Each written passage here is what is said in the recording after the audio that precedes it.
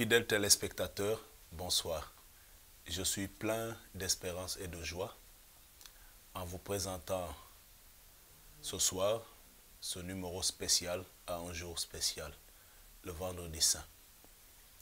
La communauté des disciples de par le monde vient de revivre la passion et la mort du Seigneur et Sauveur de l'univers, Jésus-Christ. Dans le grand silence, cette même communauté attend la résurrection qui viendra mettre fin au cycle du désert. C'est un sentiment de reconnaissance qui habite notre cœur.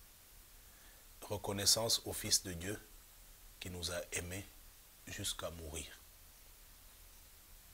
Merci au Créateur pour l'œuvre sublime du salut.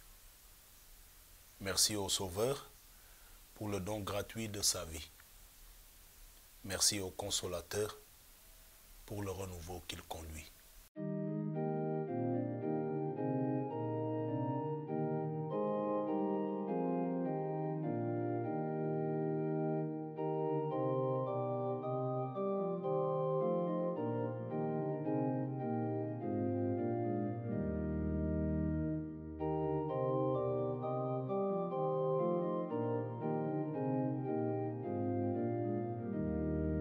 Il y a quelques leçons que nous enseigne la croix du Sauveur.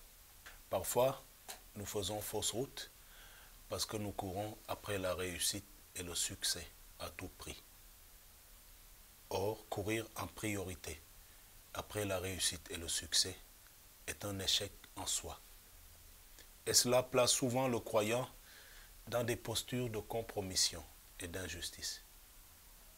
Le Seigneur Jésus, qui a été fidèle à son Père, ne nous demande pas la réussite, mais la fidélité. Parce que le chrétien ne peut jamais réussir sans être fidèle. Mais s'il est fidèle, il réussira. La foi nous obtient tout, et les quêtes du royaume et de la justice de Dieu. Et tout le reste arrive en sus. D'ailleurs, le grec du Nouveau Testament ne distingue pas entre foi et fidélité. Les deux se disent pistis, et le croyant ou le fidèle se dit pistos. Connaître et affirmer les vérités de sa foi, c'est bien et c'est courant et couru. Mais l'engagement confiant envers Jésus-Christ crucifié est mieux et merveilleux. C'est lorsque nous entrons en dialogue avec lui que toute chose nous paraît en pleine lumière.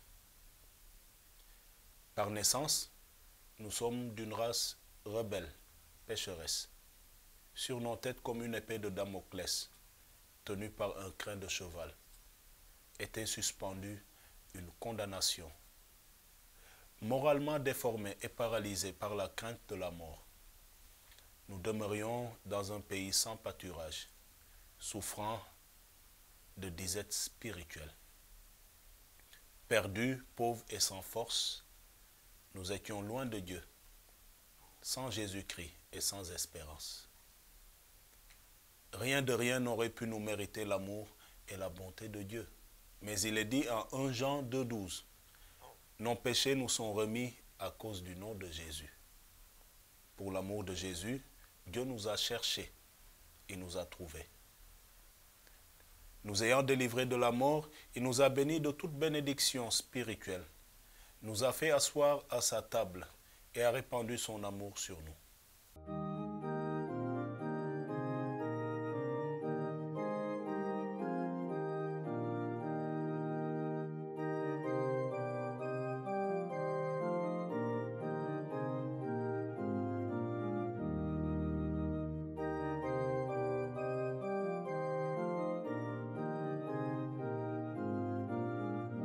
Je vous propose un parcours en 3 étapes qui a pour objet de nous orienter vers l'événement fondateur de notre foi.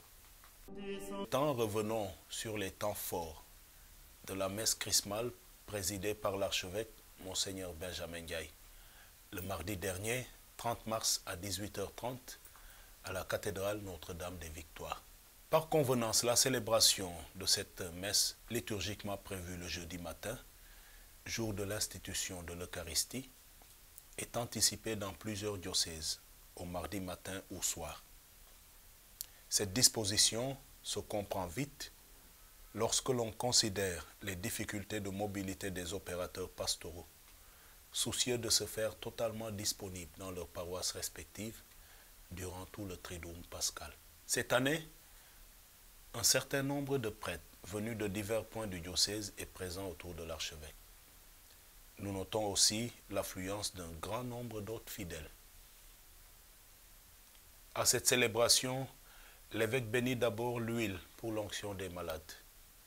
Il prie le Dieu de qui vient tout réconfort d'envoyer son esprit pour guérir toute faiblesse et toute maladie. Avec la bénédiction de l'huile des malades, nous allons invoquer le Dieu de tout réconfort pour qu'il nous réconforte dans toutes nos détresses. Implorons le Dieu de tendresse et de miséricorde pour qu'avec l'huile des malades, il nous délivre du mal, comme nous le demandons dans la prière de notre Père. À travers cette huile, Jésus nous montre combien Dieu se préoccupe de notre vie et même de notre bien-être. Mais notre vie est constamment menacée par toutes sortes de germes, de maladies et de morts. Notre prière s'élargit à la dimension des multiples maux dont souffrent les hommes. Notre prière englobe tous les malades, de tous âges et de toutes conditions. Ceux qui sont dans les hôpitaux et centres de santé, comme ceux qui sont dans nos maisons. Ceux qui se sentent abandonnés, comme ceux qui n'en peuvent plus de souffrir. Nous connaissons l'attention bienveillante de Jésus à l'égard de tous les blessés de la vie. Nous connaissons sa proximité envers eux, lui qui a guéri tant de malades, libéré tant de possédés, remis debout tant de personnes. Son invitation demeure actuelle. Venez à moi, dit-il, vous tous qui peinez sous le poids du fardeau, et moi je vous donnerai le repos. Que cette huile soulage nos corps, apaise nos esprits, renouvelle nos cœurs et élève nos âmes. L'évêque bénit ensuite l'huile des catéchumènes. L'huile, symbole de vigueur, rencontre la force de Dieu pour fortifier les catéchumènes qui en seront marqués. La bénédiction de l'huile des catéchumènes met en valeur la vigueur, la force, l'intelligence et l'énergie qui vont armer les candidats au baptême dans leur parcours pour accéder à ce sacrement qui est la porte de la vie chrétienne. Cette huile de catéchumène, c'est comme le sceau de l'espérance. Elle est porteuse de promesses de fécondité et de vie dans la foi. Elle témoigne aussi de la croissance de notre Église mère qui va engendrer et accueillir de nouveaux enfants avec la joie et action de grâce. L'évêque consacre enfin le Saint-Crème odoriférant, dont l'usage est de mise dans la célébration des sacrements à caractère. Il appelle sur l'huile bénédiction et sanctification. Les prêtres présents ont aussi rénové leurs promesses sacerdotales par amour du Christ et pour le service de l'Église, ceux qui partagent le sacerdoce ministériel du Christ promettent encore de rester fidèles aux engagements attachés à leur mission en accomplissant le ministère avec désintéressement et charité. Les autres fidèles s'engagent aussi à prier pour leurs prêtres et pour leur évêque. Voici un extrait de l'homélie de l'archevêque à l'occasion. Au cœur de ce rendez-vous annuel de la messe chrismale, nous consacrons le Saint-Crème, cette huile parfumée qui va servir à l'administration des sacrements du baptême, de la confirmation et de l'ordre. Dieu nous fera la grâce de baptiser des adultes samedi dans la nuit et des enfants sans doute le dimanche de Pâques. Nous nous réjouissons de cette nouvelle naissance à la vie de Dieu. Dieu nous donnera d'administrer le sacrement de confirmation à des adultes et à des adolescents au cours de cette année. Dieu nous donnera aussi, je l'espère, d'ordonner des prêtres dont nous allons oindre les mains avec le Saint-Crème. Que l'Esprit Saint nous donne de vivre une nouvelle Pentecôte pour nous pousser vers de nouveaux champs missionnaires, qu'il nous inspire de vivre en enfant du Père et en héritier du Christ. Que l'Esprit Saint vienne en aide à notre faiblesse pour nous apprendre à prier comme il faut, quand nous sommes rassemblés ou quand nous nous retirons dans le secret.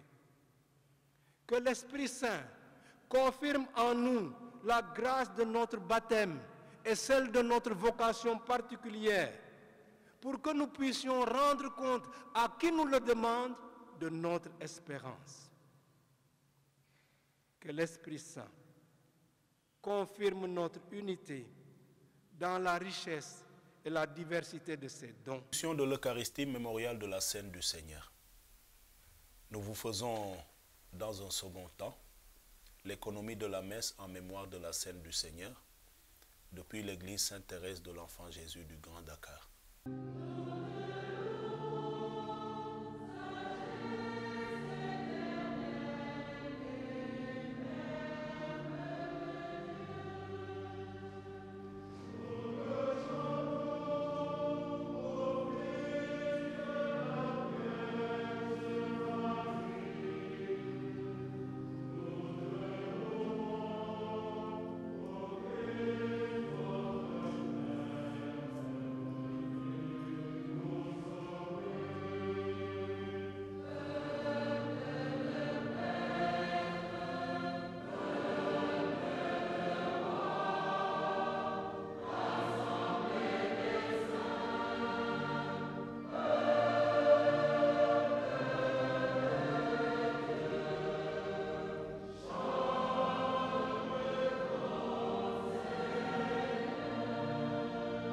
Le jeudi saint reste la porte d'entrée du Triduum pascal. C'est la fête des prêtres, parce que jour de l'institution de l'Eucharistie, où le Christ a dit « Faites ceci en mémoire de moi ». Ainsi, le Christ a voulu remettre à son Église le sacrifice nouveau de l'alliance éternelle. La coupe de bénédiction devient communion au sang du Christ. Le lavement des pieds est un acte de haute portée spirituelle et liturgique, un peu comme le nec plus ultra de la charité chrétienne. C'est le spectacle du renversement des schémas du monde, où selon l'ordre du Seigneur, le plus grand devient le serviteur de tous. Donnant l'exemple, Jésus nous invite à faire ainsi.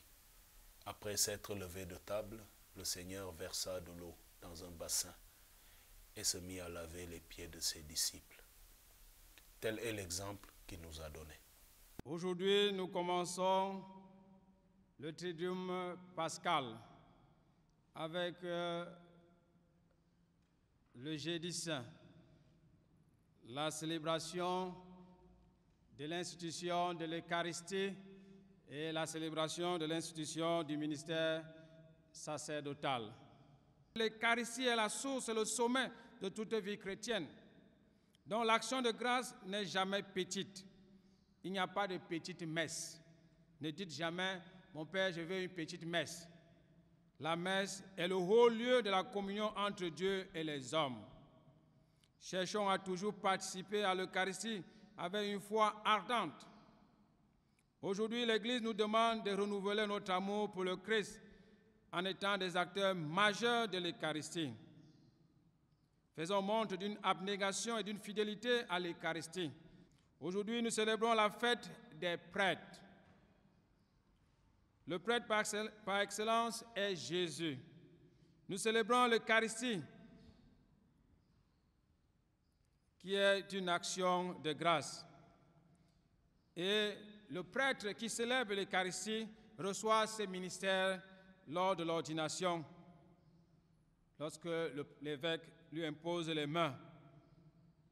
Et maintenant, quand il célèbre l'Eucharistie, il célèbre in persona Christi capitis, c'est-à-dire dans la personne du Christ, ici symbolisée comme la tête, nous dit la lettre aux Hébreux, que le Christ est la tête, nous sommes les membres. Et la tête et les membres, il y a une communion, une communio, qu'on nous pourrons dire en latin. Alors, ainsi donc, le prêtre célèbre la messe in persona Christi capitis. Jésus-Christ est prêtre selon l'ordre de Melchisédek, ce roi de Salem, mentionné dans l'Ancien Testament, qui n'a pas de descendance. Son nom évoque l'éternité. Donc le sacerdoce de Jésus-Christ est éternel. Par conséquent, aujourd'hui, chers frères et sœurs, nous rendons grâce à Dieu qui nous donne ces deux sacrements, l'Eucharistie et le sacerdoce. D'une part, pour dire merci à Dieu pour toujours nous donner ce sacrifice-là, car il a donné sa vie pour nous. Et d'autre part, c'est une invite adressée à chacun d'entre nous. Nous sommes appelés donc à participer à l'Eucharistie comme peuple de Dieu et aussi comme prêtre in persona Christi capitis. Puissent nos actions de grâce être des lieux de la communion ecclésiale où le chrétien prie pour les prêtres et les prêtres prient pour les chrétiens.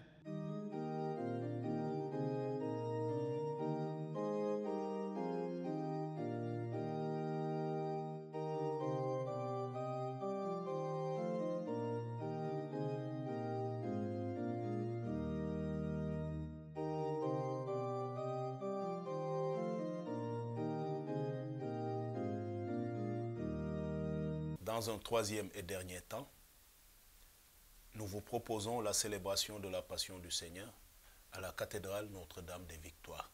Là, comme dans toutes les églises du monde, priez pour l'Église universelle, pour le pape, pour le clergé et le peuple fidèle, pour les catéchumènes, pour l'unité des chrétiens, pour les juifs, pour ceux qui ne croient pas en Jésus-Christ, pour ceux qui ne croient pas en Dieu, pour les pouvoirs publics et enfin pour tous les hommes dans l'épreuve. Ensuite, tous les fidèles ont vénéré le bois de la croix qui a porté le salut du monde.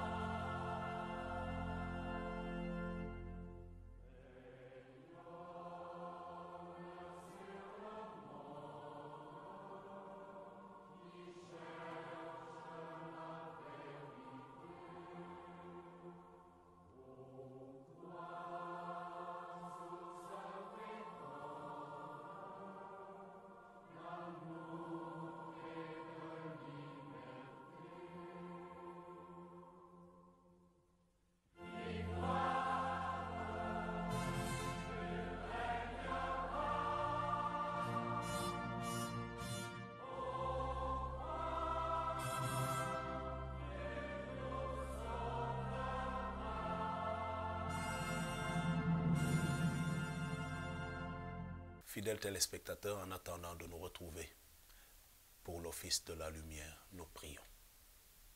Seigneur, notre Dieu, par la passion du Christ, tu as détruit la mort, héritée du premier péché, la mort qui tenait l'humanité sous sa loi. Accorde-nous d'être semblables à ton Fils. Du fait de notre nature, nous avons dû connaître la condition du premier homme qui vient de la terre. Sanctifie-nous par ta grâce, pour que nous connaissions désormais la condition de l'homme nouveau qui appartient au ciel. Que ta bénédiction, Seigneur, descende en abondance sur ton peuple, qui a célébré la mort de ton Fils dans l'espérance de sa propre résurrection. Accorde-lui pardon et réconfort. Augmente sa foi, assure son éternelle rédemption, au nom du Père et du Fils et du Saint-Esprit. Amen.